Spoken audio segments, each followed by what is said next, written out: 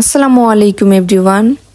মনটা তখনই খারাপ হয়ে যায় যখন একটা ভালো কেক এভাবে নষ্ট হয়ে যায়, এবং এই নষ্ট কেকটা দিয়ে আমি কি করে সুন্দর একটি রেসিপি তৈরি করে ফেললাম, এটাই আমি আজকে আপনাদের সঙ্গে শেয়ার করব। আমি ফার্স্টে একটি কেক বানিয়ে নিয়েছিলাম। কেকটার এক সাইডে পানি লেগে একদম চুপসে গিয়েছিল এবং এক সাইডটা হয়েছিল। এটা ফেলে দিতে অনেক কষ্ট হচ্ছিল, তাই ভাবলাম যে সাইডটা পানি লেগেছে সেই সাইডটা ফেলে দিয়ে বাকি সাইডগুলো আমি একটি ব্লেন্ডার জারের মধ্যে নিয়ে ব্লেন্ড করে নিলাম। কতটা ঝুরঝুরে করে ব্লেন্ড করে নিয়েছি, একদম ঝুরঝুরে করে ব্লেন্ড করে নেওয়ার পরে এটা দিয়ে আমি একটি রেসিপি তৈরি করে ফেললাম। একটি সার্ভিং গ্লাস নিয়ে নিয়েছি, এর মধ্যে এক লেয়ার ফার্স্টে আমি কেকটা দিয়ে দিলাম।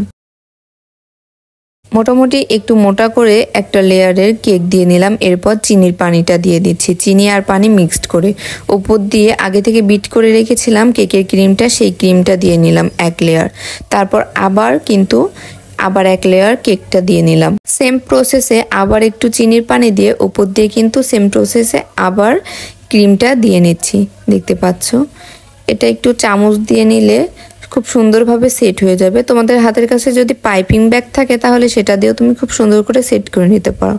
এরপর সাইডে যে ক্রিমগুলো লেগে গিয়েছিল সেটা আমি টিস্যু দিয়ে সুন্দর করে মুছে নিচ্ছি। এরপর উপরে কিন্তু আবার অল্প সামান্য কয়েকটা কেকের গুঁড়া ছিটিয়ে দিলে হয়ে গেল কিন্তু জার কেক। এটা বাইরে থেকে অনেক দামে কিন্তু কিনে খেতে হয়, অনেকে 150-200 টাকাও লেগে যায়।